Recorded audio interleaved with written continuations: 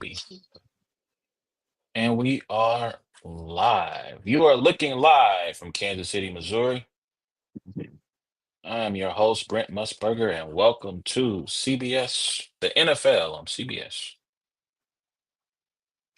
I'll make it bigger, but I think that's about as big as I'm doing. All right, let's make sure we are paying, not letting our ADHD get the best of us and focusing.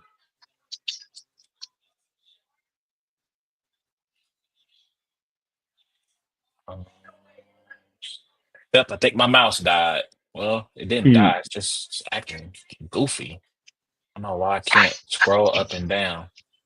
Roy just ran out of state on the exit ramp, or ran out of gas on the exit ramp. I had to go save him on Yikes.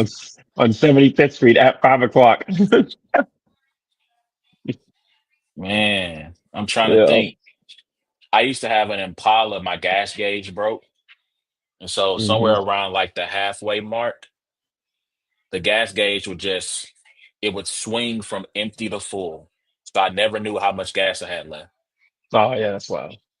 And the only time I knew I was out of gas is when it would go to empty and it would not go back up. And so one day, messed around, let that mug stay on the empty side too long, and got off the highway. And as I got off the highway, like to get to my old house in Grandview, there was a little roundabout you could use once you got the highway if you need to get back. Hit that roundabout. As soon as I did, that mud went. Ugh.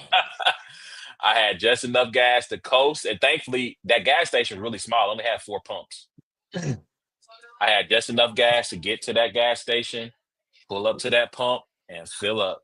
Ah, man, those are the days. Good times. Anyway, good morning, good afternoon, good evening.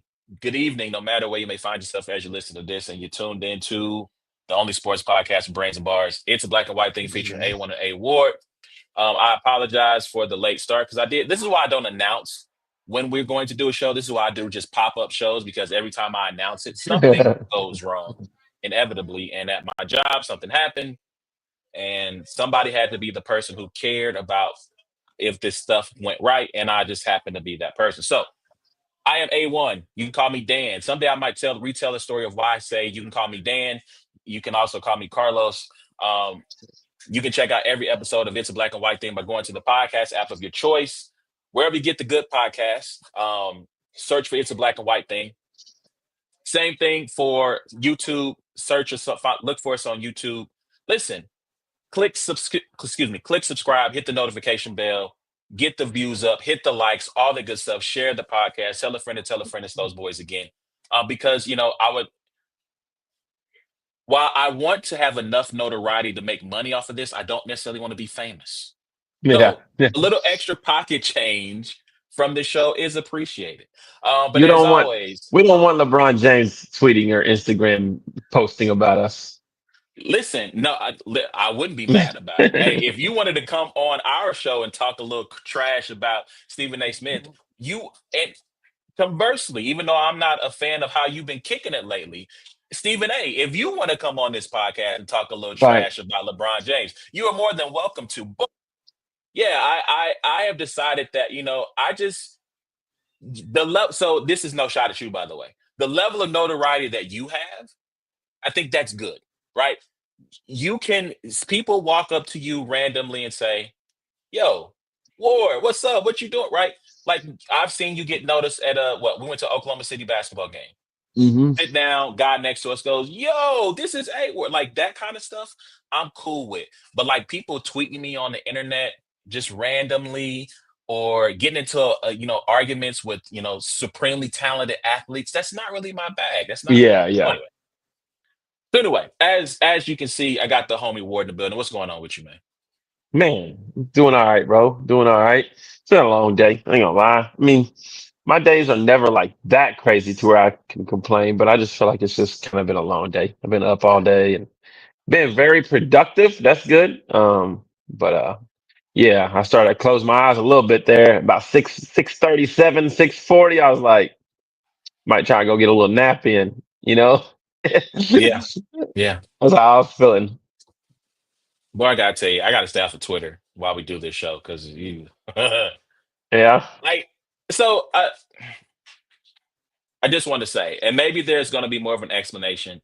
Trump 2.0 has got me kind of tuned into politics more than I've ever done before, and so because I'm really curious to see how this administration will go. And I see a headline that says Senate overturns rule limiting bank overdraft fees to $5.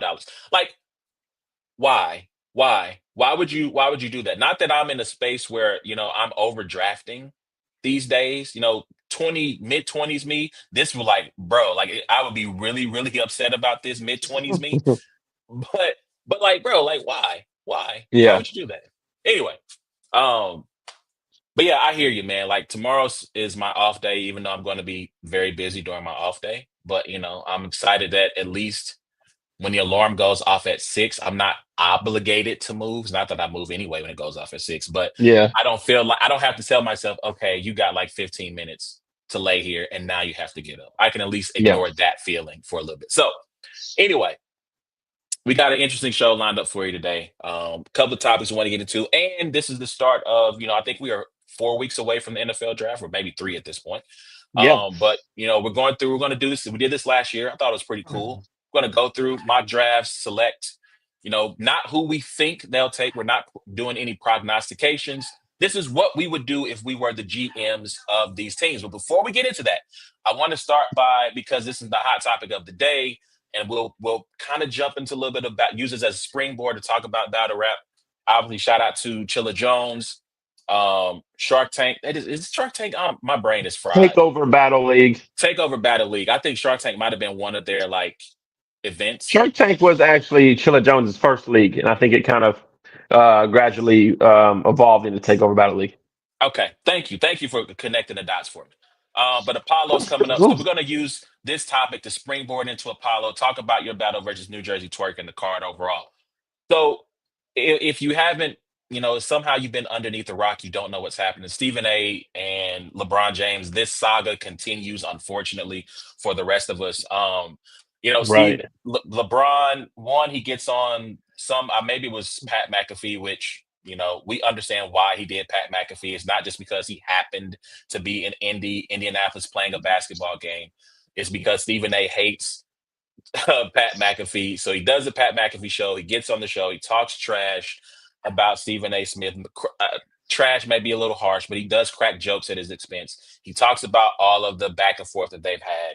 And so, of course, because Stephen A. cannot allow anyone to have the last word, he gets on First Take and starts, you know, I don't understand this whole diatribe he was on about, I could talk about why you didn't go to Kobe's funeral and why your son really had the heart issue. And I'm just like, bro, what you want? Like, what, what I'm saying? That's He wild. came to get Yeah. personal. He came to get personal with him. Yeah. And so, I, we, I think we've talked about this in group chats, but not on the show. So what is your response to this weeks long saga of Stephen A versus LeBron? Like, how do you feel about all this? I mean, it's weird. But I guess I don't follow the journalistic side of it close enough to realize that it was that big of a deal. Like even whenever you see, Stephen A. Smith on the sideline and LeBron talking to him, I was taken back by that. I was like, oh, LeBron really don't like this guy, but I didn't know that that was any kind of history. You know what I mean? Just because I don't pay too much attention. If I watch something, it's usually part of the interruption or maybe even around the horn or something like that. I don't really do the whole daytime Skip Bayless, Stephen A. stuff. So I didn't realize, but so then once there was that issue or whatever, um, I thought I was kind of just now realizing what was going on, and at first I was kind of on Stephen A.'s side because I was like, yo, like, LeBron put a lot of pressure on his son. You know what I mean? He's the one that said, yo, my son's better than half the NBA. My son's this, that, and the third. You know what I mean? So I was like, oh, it's just all right. Well, LeBron's kind of being a big crybaby right now, after, jumping out the window with some of his statements. But then when this all goes, and then now I'm starting to realize there's a whole lot more to this. And there is, like Stephen A obviously feels a type of way, about LeBron. And it's not so much of like an unbiasedness. It seems to me like Stephen A is like got an issue with him, Um, I can't hear you. No, can you hear me? Nope, I can't hear you. Mic check. Is it my headphones? Let's see. Says I'm still plugged in.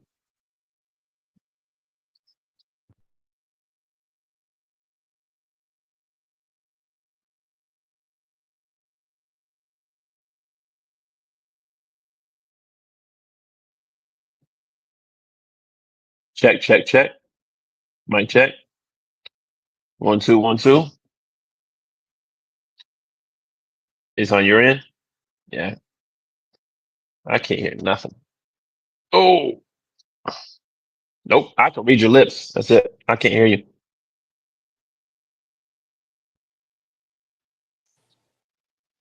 Really? Now, boom. All Got right. the really. All right. All right. All right. Sorry. My headphones, something happened. My headphones just like disconnected. So you were saying the last thing I heard you say is now that Yeah. Long you story less kind of long. Like now that I'm starting to realize that there seems to be it seems to be bigger than what just the Bronny James stuff. You know what I mean? It seems to be like an ongoing thing in their relationship, from a journalist to player. Um, and I think it's interesting to see LeBron James. I mean, I guess this is the end of his career. Maybe he's feeling a little bit more like, we saw him do the podcast with JJ Redick. Now he's jumping on Pat McAfee. Like he's feeling a little bit more like getting in front of the camera and speaking his mind. And I find it hilarious. yeah, yeah. I think there are jokes to be had here. I think this is kind of like a little mean girl high school thing playing out in front of the world. Um, I want to take a step back and just kind of start at the beginning, and then I'll make my way to today's current events. So I do think that what Stephen A. did was a little patronizing, however you want to say the word, because I don't. First of all, this idea that LeBron was or that Stephen A was out of line for criticizing him as a father being a bridge too far, I thought was ridiculous because we have no problem questioning fathers of parents or fathers of children who, if we think that they are mismanaging their children. We did it with Richard, with Serena and Venus Williams' dad, Richard. We did it with LeVar Ball and his boys. This is a really old school reference, but Todd Marinovich's dad, and if you remember that story, we did it with him. Baby Gronk, if you want to bring it to the current time of time frame, like we have no problem critiquing your parenting if we feel like you're not handling your children in a way that we deem fit. That's number one. The way Stephen A went about this was goofy. He sat there and talked about, as a father, LeBron, I'm begging you. Like as if like we had caught Bronny like smoking crack or something. Like it Yeah, was yeah, just like yeah. the tone was just really patronizing and really it was over the top. It was sensationalized. And so if you wanted to have an issue with the tone and the way he presented it, sure. But this idea that critiquing him was the bridge too far was crazy to me.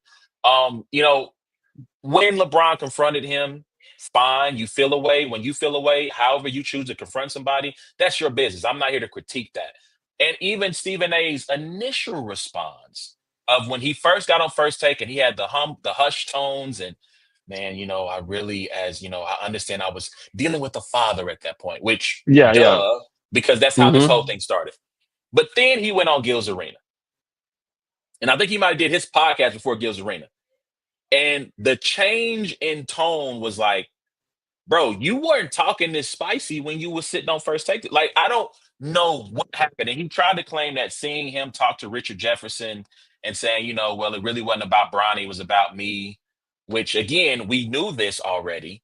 And it just seems from then on, Stephen A has just been antagonistic of LeBron. I mean, just So is that what you LeBron meant by like he's on this Taylor Swift tour or whatever?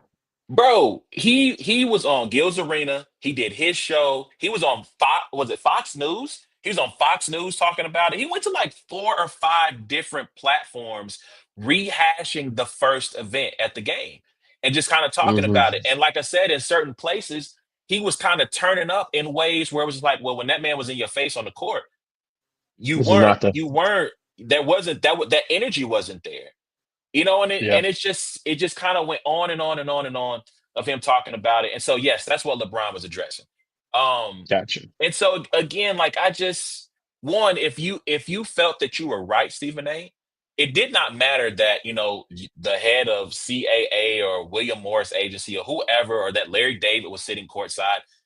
If you felt you were justified, then that energy that he had in all these other spaces and places, no one was asking you to box LeBron or get Yeah. into some type of physical altercation with him. Stand your ground. And you didn't do that. You waited until you got to the safety of these mics and these cameras. And then you, I don't know if this is how you really feel, or this is just like some WWE stuff for you, but like you turned up in a way that you didn't while he was in front of you. And so I think Stephen A I think LeBron, like I said, LeBron is being a little bit petty, but Stephen A, to me, as the journalist, he has to know better and he has to do Where better. So where did the I would have swung it? Where did that come from? I don't know. Like I I forget didn't know if it was something LeBron said on McAfee, and then Stephen A. was like, had he put his hands on me, I would have swung. I'm just like, I was so confused at where that came from. bro, like so I saw Nick Wright say this and he says, Nick Wright says that Stephen A is doing what all of us do in our bathrooms, like in our showers, when an event happens and we replay it in our head and we go, this is what I would have done, or this is what I Hmm. should have done. And I felt like a lot of the energy that he's exhibited since first take has been, well, if I was standing in front of him, I would say, well, you weren't saying all that bleak to me when I was like, you know what I'm Yeah, saying? yeah, Like, and so, like the whole, well, if he put hands on me, we would have fought. Like LeBron didn't say I wanted to beat him up. He didn't say I was going to put hands on him. yeah, He said I was protecting not only my son but other players. That's what he said, yeah. That's right? And wild. so, like Stephen A is just like, and shout out to Three Letter Man. I need to watch his channel. We had like a brief interaction this morning, where I was just saying like, and this is what I want to use as a kind of a jumping point to get into battle rap. I said I feel like Stephen A is acting like bloggers in battle rap, right? Where they jump out the window a little bit, they get a little reckless, a little loose lipped. A little too comfortable. Yeah, The talent, the battle rappers respond like, "Bro, what you on? Like, what's up with you?" And then all of a sudden, the bloggers then turn up and then they escalate it because this whole thing is still a story because of Stephen A. If Stephen A would have ended this with the first take comments, and then when asked about it, not he was going to be asked about it, right? He had already planned yeah, to be on all these shows and all these spaces. He could have downplayed it. Look, I addressed it on first take. I understand LeBron's frustrations. I yeah, stand. To me, he could have stood by what he said. The principle of what he said. I stand by yeah. what I said, but I'll let him have the last word on this, right? Um, but I feel like he was acting like battle rap bloggers, and so I want to use that as a jumping off point to start here because one of Three Letterman's, I guess, kind of counterpoints that Stephen A. said is that LeBron James only wants to hear the praise, never the criticism. It's not enough that he says he's the best of all, he's the second best of all time, that he's a great father, that he's a great philanthropist, that he's a great husband, all of these other platitudes, right? He feels that LeBron that it's not enough for LeBron, that truly the problem is that he won't acknowledge LeBron as the greatest of all time, and it's Michael Jordan. And so he doesn't want to hear anything but you're the great, you're the GOAT. So I'll start by asking you this. Do you feel, and you can use yourself or other battles as an example, that battle rappers can be a little too thin skinned when it comes to critique? Not hate, right? I want to be clear, not hate, but critique. Because that was the heart of what Through Letterman was getting to. We can say that we love you, battle rappers. You do great, and when you do great, we praise you to the high heavens. But if you choke or if you stumble, no show, if it's a lackluster performance, you don't want to hear that and you guys get in your feelings. And again, I'm taking a little bit of liberties of what he said, right? To be fair to him. But how do you feel about that? Well, ultimately, I think whether it's battle rap or sports in general, at the end of the day, um, we don't believe that you are qualified to talk about what we do. You know what I mean? We have a lot more grace for someone who has been at that level. If there's a journalist or someone like a Kendrick Perkins or a Richard Jefferson, or a podcaster that played, or something like that. There's a little more grace that we have because you know what it takes to get there. You understand the sacrifice. You understand what talent is. So for the most part, like when looking at journalists and bloggers and different things like that, it's like, yo, your hard work is just paying attention to us and writing about what we do. And it it in the back of our mind, we're like, we don't need you. Like we don't need you to do that. Now, does it push the sport? Does it put, does it create dialogue? Does it create all that kind of stuff? Does it probably, create promotion and more money and drive that kind of stuff? I understand. Yes, it does. But at the end of the day, like when it's coming from the lips of someone you don't believe should be able to talk to you in the first place, it should always only be praise in our mind. Because the minute it's not praise, then it's like, well, you just don't get it. I'm not saying that's right, that's correct or not. But what I will say this is it's very hypocritical for a battler or for a player or whatever to accept the praise and um, be frustrated with the criticism. You know what I mean? I think the important thing to do is to say that's not a valid source. I'll take Tay Rock for instance, right? Last year, 2 years ago, going into the champion of the year, right? Big K wins it. Then he beat Twerk and maybe even Rock was similar come up there, and Tay Rock went on a whole you know thing about champion of the year. It's this, it's that, it's this. Boom, boom, boom. Black. Blah, blah, blah. 1 year later, when he's crowned by the same people, now all of a sudden it's it. You know what I mean?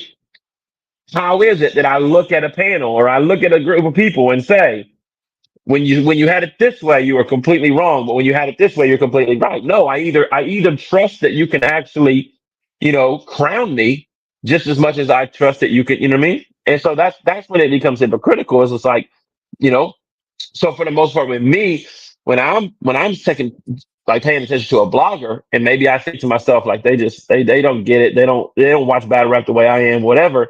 Like like I'm not going to like I'm not going to be super super hype, if they're like, yo, Ward's the best or whatever, if I've already been like, you guys are crazy. You know what I mean? I'm not gonna but so like, and I just kind of cut off some of those sources where I'm just like, all right, I know what you're doing. I know what kind of blogger you are. I know what you do. You're here to talk, you're here to do this, you're whatever, blah, blah, blah. But I don't think you really have the credentials to talk about it. So but I could go on for this for a long time, but I mean, and I assume it's the same way, like as LeBron and as anybody who does something at a high level, like your gift and your talent is like your child. You know what I mean? Like it is that precious. And can't nobody come to you and tell you your child ain't cute. Some of them babies ugly as hell, but the way you look at your child, you know what I mean? So the way you look at your child is this is beautiful, this is perfect, this is blameless, this is you know what I mean? And and a lot of times, bloggers and different people like that are not just talking about your rounds. They're not just talking about your performance on the court. They're talking about something that is very, very near and dear to your heart. And then that's where you have to be more. You have to ask yourself, do I report the news, or do I am I a media journalist blogger? You know what I mean? Like to me, Scott Van Pelt, he gets on and he reports what happens. You know, you're very educational. Very, this is what happened. I think there needs to be more battle rap media that reports. Hey, A1 and True Foe just had an incredible 3 round battle. You know, Mhm. um, it was on this league. Many people have A Ward having it. Many people maybe have True Foe having it. It's 3 rounds. Watch it. Tell us what you think. It's a little easier for media to report that than for even somebody to say we had A Ward first and third. Da da da da. True Foe had the greatest battle of the night. Whatever. Now True Foe's like, come on. So yeah, it's definitely good to have media, but also like I never understood like somebody turning around and being so happy at the same people who just put them at gave you criticism the week before or whatever, and then now because they got it the way you saw it, it just that just doesn't make sense to me. So you made this point about you feel like media should simply report on. So I guess I feel like it's kind of hard because so so I'll use you and Tay Rock to kind of stay on that same wavelength, right? I think the immediate aftermath of the Tay Rock battle, I mean, people were kind of like it was just okay, right? Like people didn't think it was trash. People didn't think it was great either. It was just okay. And I think part of that was because of the hype, obviously, because of the two names involved. This battle has been a long time coming, so on and so forth. So you're saying that if they simply need to, so again, if they say, well, check out the battle, we thought it was just right? How do you feel as a, and I kind of, I feel like I know the answer because I can remember the conversation you had with Three Letterman on our way back to the spot that night. But like, if that's the report, if they're simply reporting, they're not necessarily saying Tay Rock 2-1, War 2-1. They're simply saying it was just it was okay. But still, go support, go check it out. Then how do you feel about that? Because again, they're still I reporting, mean, right? but They're that's not giving a that. bar breakdown, Well, they're. I'm saying they're not. They're report. They can report that it happened without putting their opinion their into it. opinion. You So, know, um, that's it's been a couple times that like when I got off the stage with Charlie Clips, like in the building, I felt like it was a fun, great battle or whatever. Then you get online and everybody's like, "Meh, whatever." Da da da da. And it's like, okay, that's how you feel. You're watching it from there in the building. Everybody's coming up. Yo, that was amazing. It was fun. Da da da da. Tay Rock battle. It was a feeling of like but there's also a couple events that weekend, a lot of different factors that go into it. So if all of a sudden you're stamping a battle with like the most reputable media outlets afterwards of that, then people are going to look at that and just assume that that's what it is. It's mhm. obviously not what it was. It's going to be a million view battle, and it had all kinds of crazy good stuff in it, but like all of those things are like, I mean, it's based on what you were expecting. What if the other person was expecting something different? Somebody in the crowd is like, "Oh, this is my first battle event ever. This is the greatest thing I've ever seen." I didn't know battle rap energy was like this. Oh my gosh, two of my favorites, amazing classic, whatever. So I think it's just important to be like to realize that like if you're a reputable media outlet and you can sway or whether someone is going to want to pay attention to that or not, especially in battle rap. Because, like I said, this isn't basketball. I can't just look up and say, oh, 92 to 88. You know, like, oh, that must Yeah, have been an amazing game. Maybe it wasn't. Maybe it was 92 to 70 with, 4 minutes left and some subs got thrown in. And, it was a blowout up until, the last whatever, But I mean, at least I can say, oh, I know the result of this. I don't need to go watch it back, But in battle rap, it's like the minute that you're a reputable media outlet that people go to for the highlights. Because let's be honest, a lot of times when we're not there or we haven't seen a pay per view or whatever, we go online and we have the people that we pick out that we say, I trust what they're going to say. All right, cool. Now guess what? I'm never going to click on that battle. From what I heard, it was meh. I'm good. Maybe one day if I'm bored and I just feel like watching battles from that person, I'll go back and watch it. No, like so you can really deter people if you have a platform that a lot of people follow, and so I think that's what's interesting. in it. Like I said, that's what comes from like from a battle rapper standpoint. It's like a lot of these people could never. They would get on stage and piss themselves. You know what I mean? Like they would literally like they couldn't put together 12 or 16 bars. You know, like like at least most of these journalists in sports, at least most of them probably have some kind of degree, some kind of communications major, maybe something, they've written for something, and then all of a sudden they've created jobs for themselves and they get to the point to where now, whether or not they can play basketball, they have done what it takes to get that job for the most part. Some of them can just retire from playing football and just get you. But so um, like in battle rap, you have people who get to crown champion of the year who don't know like what a cadence switch is. You know what I mean? Who don't know. what a double entendre is, or who can't pinpoint and say, like this is what you are doing. You know, they're conditioned to watch battle rap to know what a punchline is, but they can't even report the punchline. You know how many times I've watched Showtime, for instance. Shout out to Vodafy and Showtime, right? Cool, whatever. Yeah. Showtime won 106 in Park, right? Freestyle Friday. They said, "Oh, he's a rapper or whatever." He gets every point every time they talk about. Well, A Ward said this. No, that's not what I said, and that's not what that means. So I want to pause right there. I do want to offer a little bit of pushback. I do feel like in the past, you probably had people who were on the Cody panel who probably could not do that. I do think Jay Schmo and M Lang, because they have been two of at least the last couple of years, right? They've been the main people who've been on that panel. I do think they have a better understanding of some of those concepts that you speak of, right? And obviously, Black the last 2 years has had battle rappers on there. Obviously, Geechee and Chilla were this year. I feel like Chilla was also last year, right? Like Yeah, he Chilla was was. in 23. He's had battle rappers on the panel. I think DNA, I can't remember exactly how many battle rappers and who they were. I do know Chilla's been the constant. So I do applaud Black and shout out. First of all, let me just give Black his flowers. You know how this program feels about Jay, about you, Black. You're one of the goats, one of the greats of this culture who's always sought to push it forward through critique, through interviewing, through champion of the year. So I will offer a little bit of pushback there. Yes, I do think it is important if you're going to get into this space to be able to understand more than just the punchline. Understand when they get into different pockets, understanding metaphors, similes, chain punching, I'm gonna say assimilation. That's not the word I'm looking for. Alliteration, probably. Ah, what was that? Just alliteration.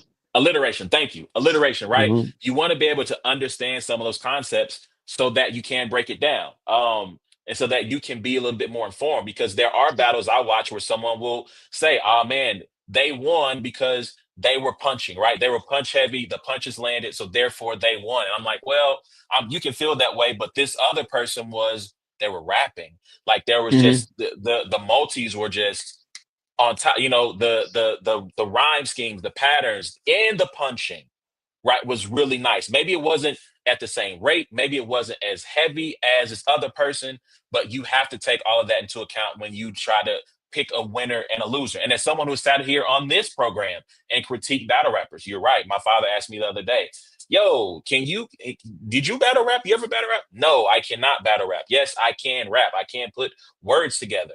But I never if I multied in a bar in a song before, it was by accident. I never sought to put together a multi syllabic rhyme in my life. Right? I just, hey, if the last words rhyme, good job.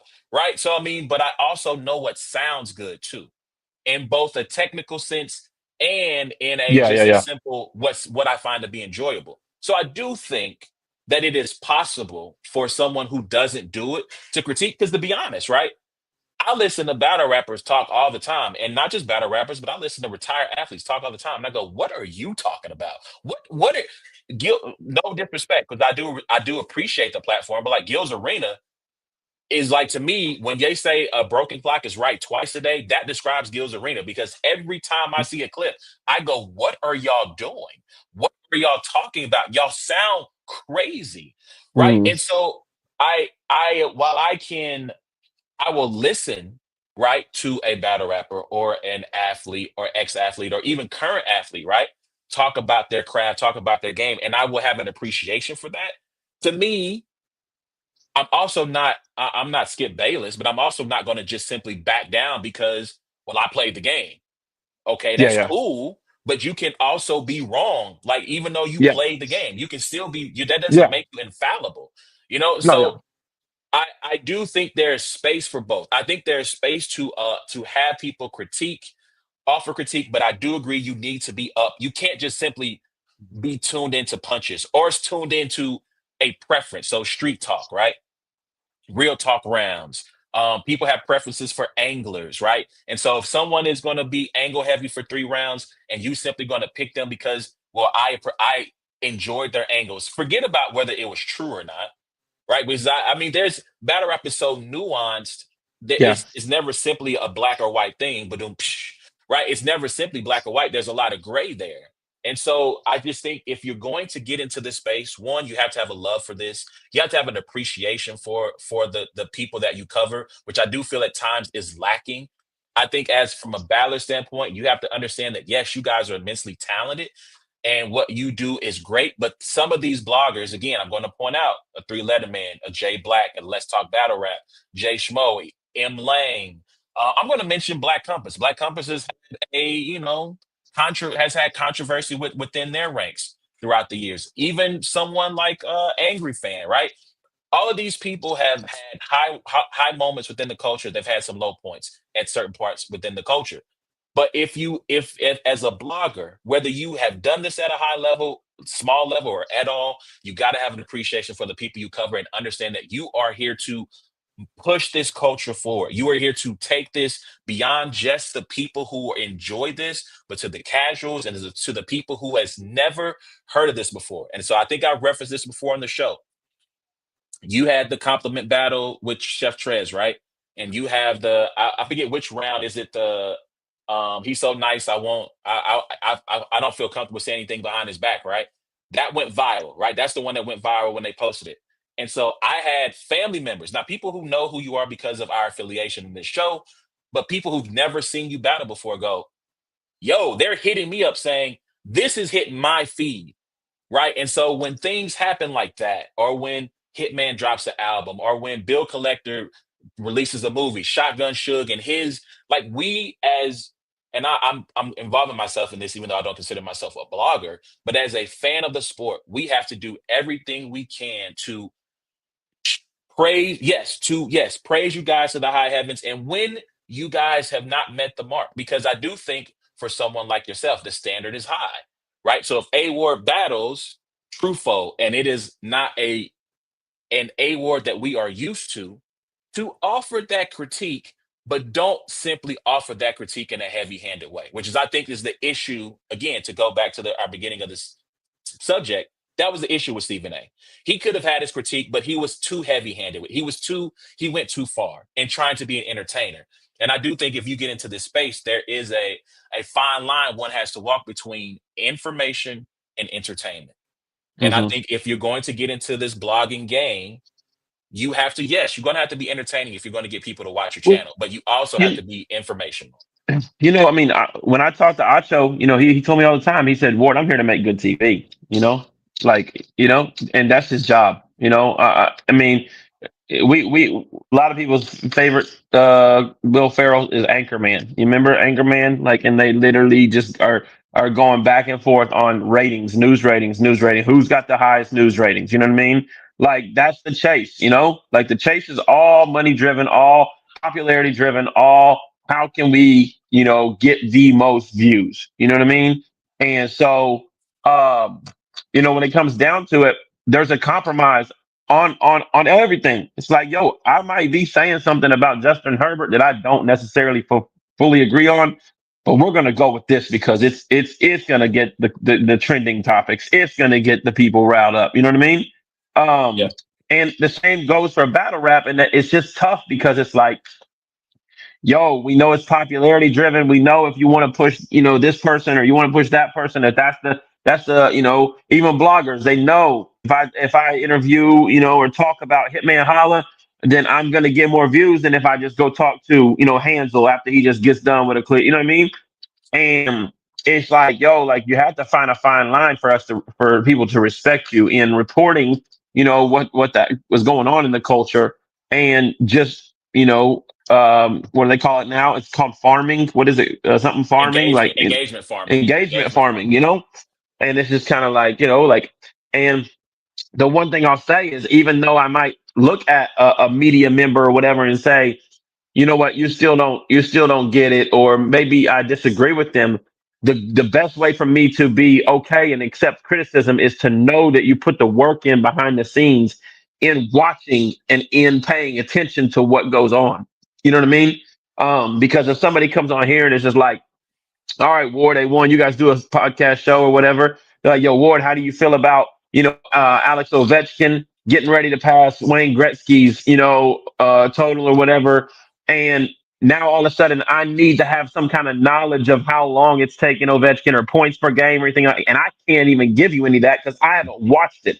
But all I do know is that he's six goals away from it or whatever. It's like I shouldn't really be talking about that. And if I want to say, well, nah, it's still Gretzky, he's the GOAT, whatever, like that does not validate it because I don't really do the work behind the scenes. And so I do know that whenever I speak on certain media members, I'm like, yo, even though I feel like they might have got it wrong, because I know that they're watching, I know that they're paying attention to these things. And I'm sorry to tell you this, but like, when you're talking about like a Cody situation and a panel and stuff like that, I know for damn sure, 1,000% sure, Chilla Jones, Ichigati, Emerson Kennedy is not watching all of those battles that they're up. You know what I mean? Like they're not. It's just not happening. They have not watched those battles. They have an idea of who says who won what, but they haven't done it. Now, M Lang, J Smo, maybe more close to 80%. Maybe watch the big ones or whatever, a couple one rounders, whatever. Might not. You know what I mean? It's a lot of battles. It's a difficult job. It's a thankless job too. Like, you know what I mean? Like they don't. It's no matter what. Only one person's happy with you guys at the end. Is number one. Everybody else thinks they should have been somewhere else. You know. And so for to sum that up, it's just like, yo, for me to be more willing to take the criticism is when I have a conversation with you and you say, well, Ward, like, to be honest with you, we loved your year. However, there were moments like in the second round where it's foe where you just weren't as sharp. Or there was a moment where when you battled DG to Piranha last year. And you went out there and it's a cool battle, but you could tell it wasn't Ward like. You know what I mean? And then I'm like, okay, cool. I hear you. Like so that's the best way to get me to be okay with the criticism. So we really could do the rest of the show talking about this, but we got to move on. I do want to ask one final question because you talked about reporting. And so we'll close on this. And by the way, I know Chilla has talked about a lot of behind the scenes stuff and maybe content as it relates to Apollo. I would love for this part of this media battle discussion to be had at some point. So shout out to Battle Rap Trap. Battle Rap Trap to me does a really great job of reporting things that happen within the culture, right? Sometimes, sometimes things happen that are off the field, so to speak, right? I mean, we'll bring up Papoose, Remy, Easy, right? Just as an example, because that was a really big thing. Yeah. Should battle rap media be involved in things that happen but that are not related to battle rap, right? But it happens to be that there's something that is going on between two battle rappers, but it has nothing to do with promo for an event. It has nothing. It's beef. It's issues. It's back and forth. It's yelling at each other. It is turmoil, strife. Should they report on those things, in your opinion? I mean, listen, like at this point, like it's a job. It's they're making money. They are making a living off of their YouTube views and things like that. So now, since this is a revenue, a stream of income for them, you know, assuming that they wouldn't is ridiculous. Like and you say battle rap trap, and I rock with Di and everything, but like when I look up Di literally just records everybody else's content and posts it to his page. You know, and Tom Turner says, "Okay, well, such and such says such and such." You know what I mean? And just like I wouldn't sit here and act like there's any kind of creative, you know what I mean, like level to a lot of what he does, and maybe I just don't watch a whole lot of it. But what I'll see is a whole spacious thing recorded and posted, or a whole interaction on Twitter. Well, Hitman Holla says this, and now Miss Hustle says this, and now you know what I mean. But what I'm saying is like he's built a reputable platform to where people go there to pay attention to see what's going on, so that they don't have to do it. But So, is that not reporting though? I mean, is that not uh, is it, when you think about the news, right? The news is simply they're not so to go back to your earlier thing, right? You said, hey, don't put your insert your opinion into it, mhm. just report it, right? So when he records that space, right, he gives you Yeah. some background and some info on what the space was about and what was happening, and then he lets it go. Right? Is that not reporting in its I truest form? mean, is it like if ABC News gets on the scene of an elephant giving birth at the zoo, and then Fox News takes ABC's news footage of it and reports it. You know what I So mean?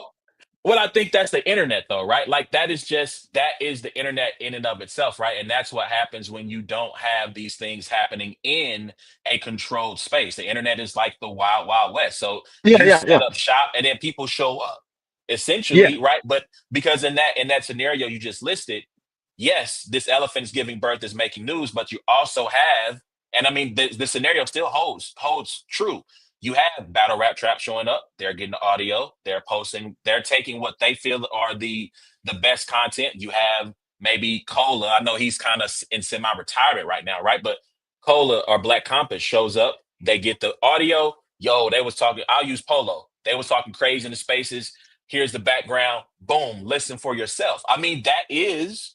I understand your point of, well, it's not. There's not really any quote unquote originality to it, but in its yeah. truest sense, that is reporting. I mean, that they're simply giving you the context, giving you the information, and you get to make your what you feel is your judgment or opinion on Yeah, and I guess we started with the question of like, should they do that when it comes to non-battle rap related things? And my thing it. Yes, is like, absolutely. Like this is what they do. They report what is going to get them clicks or what they feel like people want to talk about, and that's want to fair. That's want to fair. know about. Yeah, And yeah, it's, I mean, it is just, I'm happy whenever you say a compliment battle thing went viral when somebody's reaching out to you about this, because most of the time the things that go viral are not a great look for battle rap. Like the that's Remy true. Ma situation, like it's all over everything, Revolt and Complex and Joe Budden and everything. That's not a good look for battle rap. That Remy is with this dude, Easy the Block Captain, who now Papoose, and it's like, yo, like, what? No, we need like, we need New Jersey Twerk going crazy on Funk On Flex Funk or Sue Flex. Star, Yeah, or something like that, and like to boom, oh, check this out. This is what battle rappers can do. Um, but the gossip is always going to drive the numbers. And it's always, everybody wants to always have opinion on somebody's, outside of the art form, and that's another thing is like Stephen A. Smith. Some of this stuff is not basketball. It's family, it's personal, it's this, that, and third. And like I'm sure those podcasts that he goes to and talks, get numbers. I'm sure they're doing numbers. I'm sure it's a nice little check. So why would you expect any different? yeah. I mean, look, shout out to Shannon Sharp, but I mean, I feel like the interview at the beginning of last year with Cat Williams changed. Like, I hope maybe at some point there will be some retrospective where Shannon talks about his media career, but to me, he owes Cat Williams a lot because that interview changed his life. I mean, that granted, it's not like he still would have been Shannon Sharp. He still probably would Yeah, have got these interviews, but I think it made it a lot easier for him to book a lot of the guests that he's gotten since then because they saw, like you said, they saw the numbers of what happened when Cat Williams showed up on that platform and got the yeah, talking a little spicy. So yeah, so to close this out, man, again, this program, whether we agree or disagree, we appreciate the people who are not trying to be messy, right? Like, let's start there. Again, you can report, you can give your opinions, you can talk about these things, but I think there's a heart behind it that matters. And like Ward said, if Ward can discern or can tell, hey, you really care, you're really watching. I think as an artist, and I'll speak for him, and he can correct me if I'm wrong. He appreciates that. If he knows you're watching, he knows you're hmm supporting, and that again, it comes from a genuine place and not from a place of antagonism or trolling or hate. I think most battle rappers would appreciate that. I would say again to those who are trying to do this, you gotta truly be about it. You can't, yes, you're gonna do things for clicks, you're gonna do because again, it's entertainment based. You're trying to get people to your platform. But really care about the art form, really care about the culture, really care about the people. And as a body, we need to, like you said, New Jersey Twerk was on Funk Flex, man. Go blow that up. Go share it, all the clips, give the support when these guys are doing things outside of the culture of just simply standing on the stage. Support that, man, because that's how you help these guys cross over. and then that's how the culture elevates in and of itself. All right. This is a very fascinating conversation, one I would love to continue, but let's move forward. Let us know what you think about this. Hit us up at Brains and Bars, Twitter, Facebook, IG, TikTok, and let us know your thoughts on this subject, man. So let's jump into real quick, man. Let's talk about the NCAA tournament. Sweet 16 is going on right now. Alabama currently is up 14-ish. I might be a little bit behind. Now it's 13 on BYU. Um, Halfway, about midway through the second half, and Florida, shout out to Loso. Florida's engaged into, well, they opened up a little bit of a lead on Maryland. I see 8 points, 8 point lead by 16 minutes left. Shout out to the SEC. I think there's a lot of pressure on the SEC. They got 14 teams. They got seven, almost half the field SEC teams. You have obviously your matchup coming up tomorrow. Kentucky Hmm. versus Tennessee. Happening. So I mean, just if you want to just quickly assess like the performance of the league. I mean, this is your league, right? Where it means more. Yeah, I thought that when we talked last time, or I don't know if it was on the podcast. Yeah, I think it was on the podcast. It was just a lot of like, you know, um, with 16 teams, getting 14 in, that's already really, really great. Knowing that you're like, the conference is from top to bottom, probably the best year any conference has ever had. But there are those opportunities for those teams to get knocked off, and for the conversations to be had, like, were they really that good? And I think it's actually been somewhat of the opposite. I think with Arkansas knocking off St. John, with Ole Miss making a pretty good run, with Kentucky and Tennessee, Alabama, Florida, like especially like Alabama right now, like putting it on BYU. BYU's hot, one of the hottest teams coming into March Madness. Florida, like not looking like looking the part. You know what I mean? They like the teams have looked the part. And so I think that's probably been the most impressive thing. It's very possible you can get six in the Elite Eight. And that's That's wild. That's crazy. wild to Yeah. think. And it's very possible to have an entire Final Four of SEC teams, if I'm not mistaken. I mean, I think it can be. It could technically be Florida, Alabama, Auburn, and then the winner of Tennessee, Kentucky. If I'm not mistaken. So Nah, you there's got it right. yeah, and so I think that that the product that they put on the court, has been what you have seen all year, and in that being battle tested, they have gone up against the competition and they've shown to be tougher, to be more physical, to be more talented, and yeah, it's been a good tournament. I have a conference pride to me that I enjoy, like to love to SEC. However, there always comes a time where I would be mad if all six of them other than Tennessee lost now. Like you made it to the Sweet 16. Good. All right. All y'all get up out of here. You know what I mean? Like I don't want to see. I mean, we have to play Kentucky already. And that sucks. I don't want to see any more SEC teams on our way. If we keep winning. So I'm at that point now to where if all of them lost, like, all right, good riddance. Outside of Tennessee. Yeah, man. So I mean, yeah, shout out to the SEC, man. Like, there was a lot on the line in terms of reputation, and when the committee makes these decisions, like seeing high seed teams win validates their decision making. When you put, um, like in the past, when you put all these Big Ten teams in, eight, nine, 10 of them. And when you get to the Sweet 16, there's only two. There's a Hmm. lot to be said about, oh, well, we said this was the best conference or one of the best conferences in the country. That didn't prove out in practice once these games started. So yeah, they should be applauded. Um, I want to use this as to ask this next segment to bring up this question to you. So, there's been a lot that's been made about there are only Power Four conference teams left, right? Seven from the Yes. ACC, up seven from the SEC, four from the Big Ten and Big 12, and then Duke representing the ACC. To me, that makes me sad because um, it represents conference expansion. and the greed of it all. I think Loso asked me that question of why I made a statement about that. I think Monday, and I said, well, if you look at Houston, Arizona, who else? Who else did I mention? BYU, Hmm. right? Like these schools 5 years ago were not in their current conferences. They were Yeah, yeah, elsewhere, right? I mean, even a school like Maryland, Maryland again, they've been in the Big Ten now for 11 years, but before that they were ACC, and I think before that they were Big East.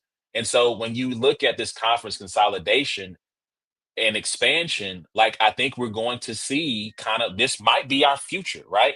So, do in your estimation, or I guess kind of looking ahead, do you foresee this as being kind of the death of the little guy, right? Where because of the NIL, because of the transfer portal, and because of conference expansion, where we're not going to see the Gonzagas or the St. Mary's or even the VCUs of the world be able to make a run.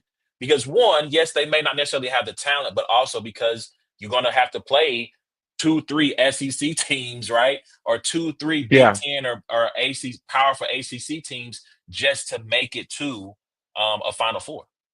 Yeah, I mean, and I think conference realignment is part of it, but I think it's more so the transfer portal. I think it's more so the transfer portal than conference realignment. Because even if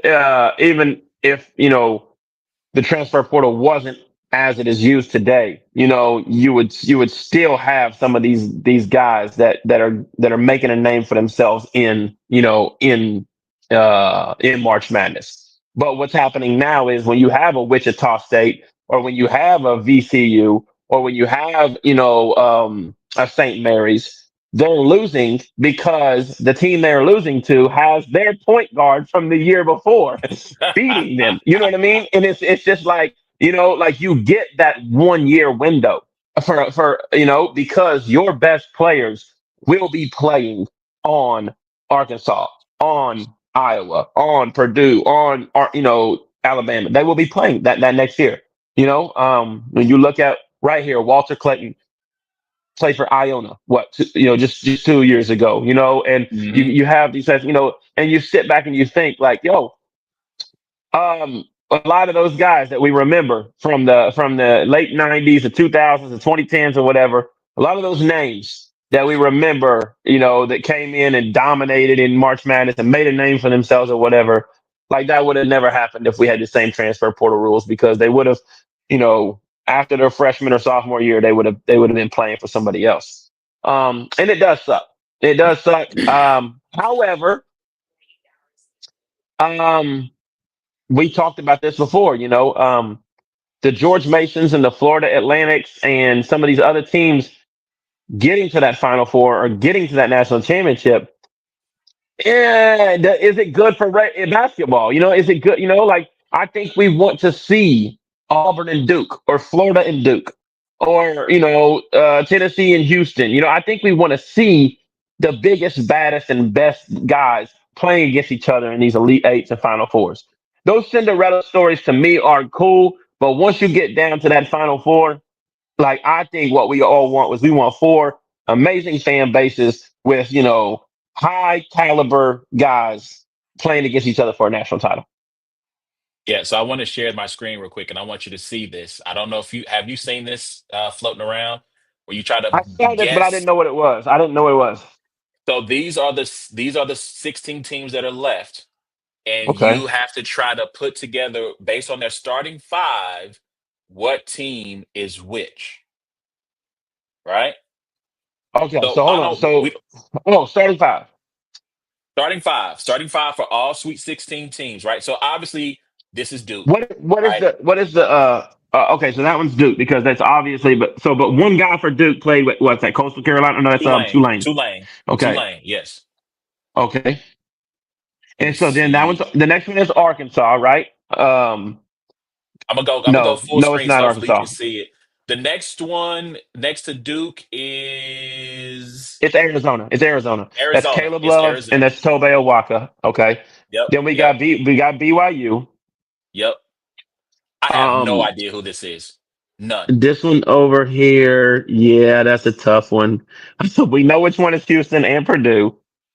Shout out to Purdue, Um, by the way. Five yeah, starters, shout out to all for sure. But that's just because all their players are assholes and nobody wants to play with them anywhere else. So it's like, you know what? Every coach, we don't like Purdue. Excuse my Um, friend. He has it's a little PTSD from having to deal with Purdue in the tournament. So yeah. that's what it comes. It comes from a sincere place, by the way. I have Um, no idea. I should know this because I feel like one of those San Diego State guys I should know, but I have no idea who this is. yeah, obviously the next one, Tennessee. So you got North Florida. You got who played at Virginia that star? Oh, Igor Milicic. Like he played at Virginia. I didn't know that. I didn't. Art Parra was Ohio State. Okay. I don't know who, So, but yeah, that's Tennessee. So the one above it is Arkansas. So that's Jonas Adu. Um, oh, right here. So Mizzou. So that's Arkansas. yeah, Okay, yeah, because one of those is it DJ Wagner? yep. And then Jonas That's Adu Jonell is the. Davis. Jonell Davis. Yep, yep, yep. I thought Jonell Davis was LSU, but I guess he started at No, Florida FAU. Atlantic. FAU. Yes, he was on the team that made the Final Four. Okay, got you. This is Tech because they got obviously you can see the one Tech there, but they got a kid, Walton, who was at Yep, Tech. So this has got to be Maryland. This one yep. is you just That's this is Tennessee. definitely This Florida. that's Florida. Florida. Yep, yep. Because F Iona and FAU is Elijah Martin. So Michigan obviously State. now that I can tell that they're paired with the actual who's playing who. Ah, okay, okay. So then this is Ole So Miss. yep. So Ole Miss and then Auburn and Michigan. Michigan. Okay. So it's So the one impressive that to we know that could the Kentucky team that has all five different ones, yeah, that came with Mark Pope so this is is which one beside is Kentucky? the one beside Tennessee. Gotcha, gotcha. Okay, okay. I haven't watched enough Kentucky because I there might be a kid I did watch and I go, oh yeah, I remember him from the Final Four team, and that's might have been where I Yeah, was like I couldn't and couldn't that's place because him. Otega Owe played at Oklahoma last year for Kentucky, and yeah, I just watched him. He's beat them like three times this year. So So yeah, so that I thought that was very interesting to kind of see and hmm try to figure out who is who. All right, so I'm going to stop sharing. Is your Final Four still intact? I believe it Oh, let is. me get Yes, I it. believe it is. Okay. Um, No, um, So I did a few brackets, but the one in brains and bars I do not. I don't know if it's still intact or not, but I didn't. That one wasn't a very good one. I did three, and I have one that's pretty good, and I know that the Final Four is still intact. That's in the money league that Loso's the Tampa late. I think I'm like 1 point behind first. Um, but yeah, so the brains and bars. I haven't looked at that one in a minute. I mean, so I am right now of all the people that I know, I am the highest of all the people we know, I should say. Yeah, I am the highest rated. I'm in fourth. Um, nice. the people ahead of me, someone named Kevin Solomon, someone named Tate Rezenbrink, and someone named Faniel Estoril are ahead Hmm. of me. I was very surprised. This is the only bracket I did because I don't watch enough college basketball these days to know who everybody is. Yeah, I do watch a lot, but I just don't. I'm watching mostly Carolina ACC games. I didn't tap into the SEC like that. So the fact that I'm in fourth place and still have an outside shot at winning this thing to me is amazing. Shout out to yeah. Kyle. Kyle is he's in fourth as well. He's tied for Nice, fourth. nice. Let's go, Kyle. Velasquez is in eighth. So Okay. but that's only because there's like four people tied for fourth, or yeah. Yeah. So yeah, man. So I mean, there's a shot there. Basically, that top eight are still kind of in it. I Hmm. feel like this Lucas Oswald dude played in our bracket last year and might have won it, but yeah, So it'll be interesting to see. I think my Final Four is still intact. I think I had Houston. I got Duke, Houston, Auburn, and I think I picked all ones. I think I picked all ones to make it. Let's see, Houston over UK. Sorry, I did pick UK. When you said they had beat them twice, I was like, Oh, I remember that. Yeah. eh, Yeah. yeah.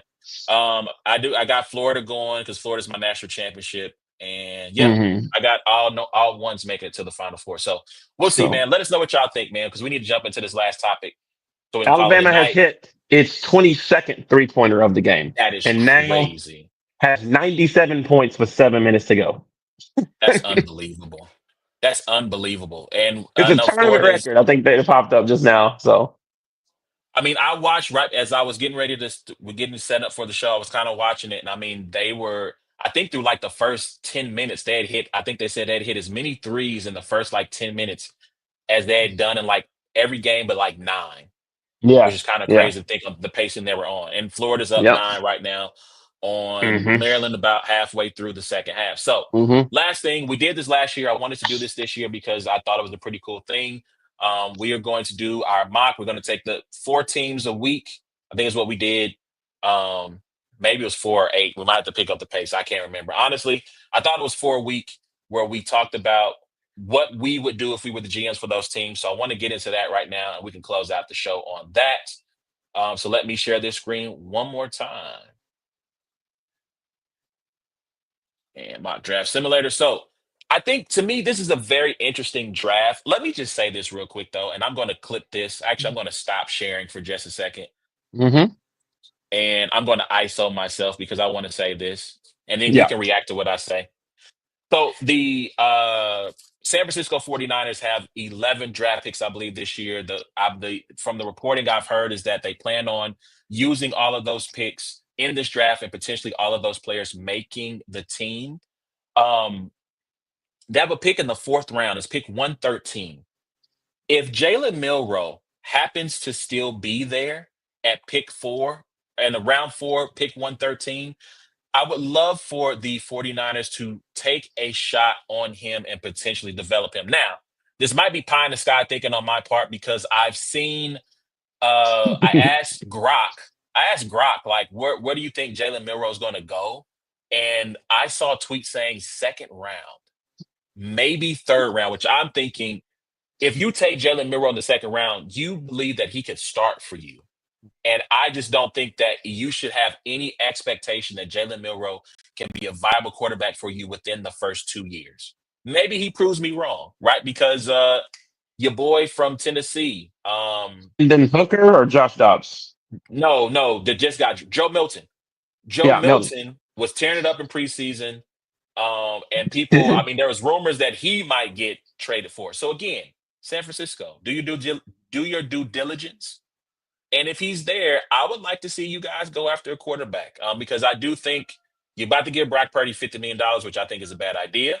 We can save that for another day when the deal's actually signed. But I think you need to go after Jalen Milroe, Tyler Shuff or Shuck, however you say his name. That's another guy. Kyle McCord, that's another guy. But again, Jalen Milroe, if he's there, go grab him in the fourth round. Anyway, all right, let's jump into this mock draft. If you don't have any response to that, I don't let me like get anybody that plays at Alabama. So you gotta get that hate out your heart. All right, so I think these first 4 picks are very interesting. Then there might be more intrigue that happens along the way. Hmm. But obviously with the Tennessee Titans, I think they're all in on Cam Ward. To me, in a different year, they may not be as all in on Cam Ward as they would maybe be another quarterback. Maybe if this was last year's quarterback class. But I mean, I think Cam Ward is the pick, right? Like I don't. They've beefed up their offensive line.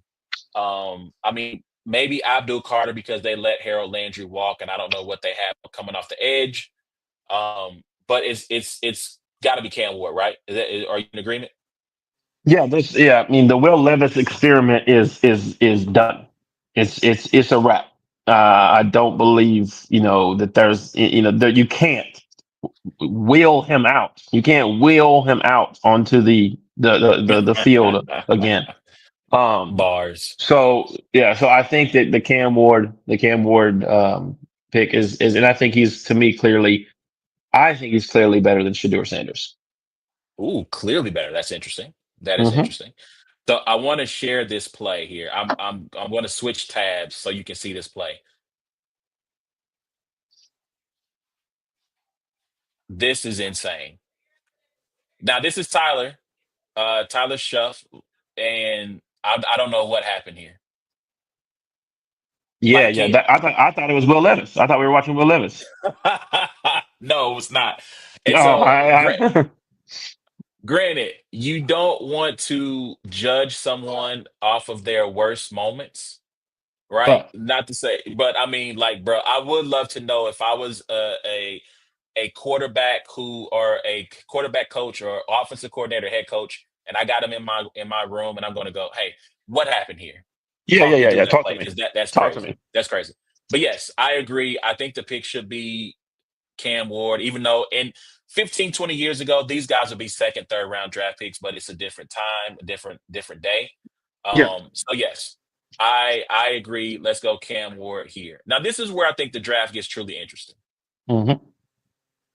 So right now on the depth chart, the Cleveland Browns have two quarterbacks, Deshaun Watson, Kenny Pickett. All right. So I don't I know there's a lot of talk about, Arch Manning, maybe Arch Manning comes out next year. Maybe. But have you seen some of the other names in the QB draft class of 2026? No, I assumed that it was going to be the kid for Penn State. Drew Is Aller he?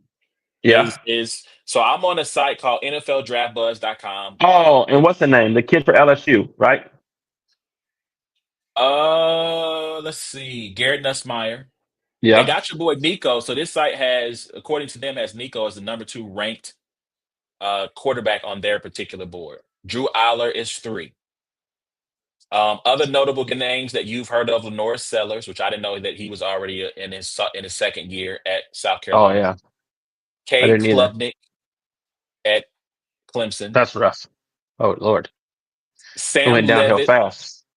Listen. Sam Levitt at Arizona Uh State. huh. Jackson Arnold, who is transferred, and I don't know where he is right now. Um, Miller Moss, Carson Beck, Haynes King, Connor Wegman rounds out the top 12. So if the idea, and the reason I brought that up, because if the idea is, okay, Cleveland, you're thinking, well, we won't go quarterback in this draft. We will go quarterback in 2026. I think they should go Shador Sanders here. Yeah. Yeah, because it's really Arch. And I mean, you're banking on, somebody else. I mean, I think you know what Drew Aller is. I think Nico's ranking two is assuming he's going to get better. I don't think Nico's number two right now. It's assuming that he takes a big step in his what is his red shirt sophomore year. But yeah, so you unless you just can somehow guarantee that you're getting Arch Manning next year. But here's the thing, though: you still owe Deshaun Watson all that money. And is the Deshaun Watson experiment over? Is it over? Is it over? Is it Is over? it? That brother re-tore his Achilles. He's not playing next year. He's not playing this year anyway. Yes, When did he tear it? What week did he he tear it? Did he tear it early? no, he tore it in a game and then he re-tore it. And so there was some post about them Oh, potentially going after his voiding the contract because there was some Instagram post of him with his wife and he didn't have like the brace or cat. He didn't have like the protect mm, whatever it was to protect it. He didn't have it on. And so that story kind of came and went. But oh yeah, that listen, that money's gone. yeah. You like to you know how you like to place bets on parlays for Tennessee to I'm glad that's lose. what you said because the way you were doing like your hands, I thought you was like, you I like mean, to just throw ones up in the club. I was like, yo, is this what we're doing, A1? Like, is this what we're doing? Like, I mean, I'm hey, just maybe Arsenal's got some stories to tell. He did put out on Twitter that me and Ward are in the club and we living it up. You know what I'm saying? Maybe there's some stories to be told here. yeah, yeah, yeah. All right, but no, yes, I get what you're saying. Yeah, you know how I like to bet on KU or where I just throw money away. Like Listen. Cleveland might as well have went to the strip club and did this because they blew it. They basically blew it out, threw it all up in the air, and gave it to Deshaun yeah. Watson. So I mean, again, I just don't know if there's a quarterback in 2026 that I Now, maybe someone emerges. Maybe someone emerges and should something will changes. Shador Sanders go there? That's the question. Will he go there? I think that if you are Andrew Berry and I can see his face, but I can't think of the coach's name. Oh, this is gonna bug me. I think if you are Andrew Berry and sorry, I'm gonna look this up now. Kevin Stefanski? Kevin, thank you, Kevin Stefanski. If you are Andrew Barry and Kevin Stefanski, I think you need to do a lot of convincing of Dion because let me tell you who's not coming there if he comes out next year. One overall pick. Arch Manning. You're Right. not you're not getting him. So you might as well do all the wooing of Dion that you can. And I believe it was reported that Shador was visiting with the Browns this week. So I think they're maybe they're on their way to try to pave the road to pick him. I think they should pick him over Abdul Carter because what good is having a great defense if Kenny Pickett is your quarterback? No disrespect Well, to Kenny listen, I Pickett. mean, we've had Miles Garrett for how many years? You know what I mean? Like, and he's probably one of the greatest defensive ends of all time. And, like, where have that gotten them? Where has that gotten them? And I mean, yeah, and they basically had to bribe him to stay.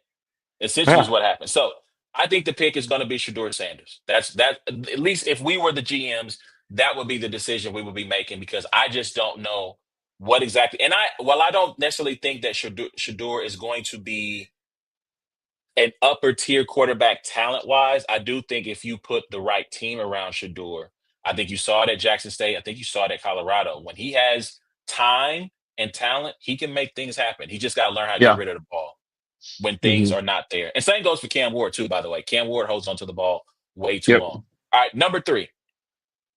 If Man, you are this the is this Giants, is this is interesting, right? Because if you're the Giants, do you go trap? You need talent. You need help everywhere, right? Do you you need go? help. I mean, so Pro Football Focus has their needs as quarterback, tackle, defensive interior, and cornerback. It's so crazy because it's widely considered that Abdul Carter is the number one most ready player, in this draft. So to see him Yes, dropping in what I mean, the Patriot. Maybe a team's trading up. We're not doing trades right now, but maybe a right. team is trading up, to switch with the Giants and Giants falling. I don't know. But yeah, no. But right now, I'm going Travis Hunter. I'm going. I got Malik Neighbors. I got Travis Hunter. I'm building, a lot of talent to have who throw them the ball. Who is it? Oh, Russell, Russell Wilson. Russell Wilson, Russell Russell Wilson. Wilson. Yeah. Yeah. Yeah. Um, By the way, this is I'm pretty sure that this administration would call it DEI for me just mentioning this, but Russell Wilson is right now the projected starter. There's only been one black quarterback who's ever started a game for the New York Giants. It was Geno Smith. He replaced Eli Manning. The fan base revolted. Geno got benched, and Eli got to start for 2 more years.